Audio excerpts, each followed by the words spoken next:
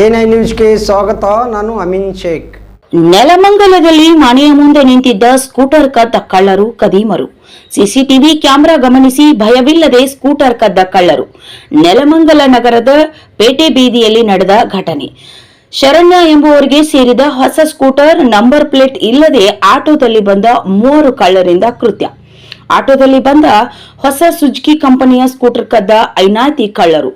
ಕಳ್ಳರ್ ಸ್ಕೂಟರು ಕದಿಯುವ ದೃಶ್ಯ ಮನೆಯ ಸಿಸಿಟಿವಿ ಕ್ಯಾಮೆರಾದಲ್ಲಿ ಸೆರೆ ಹಿಡಿದು ನೆಲಮಂಗಲ ಟೌನ್ ಪೊಲೀಸ್ ಠಾಣೆಯಲ್ಲಿ ಪ್ರಕರಣ ದಾಖಲಿಸಲಾಗಿದೆ.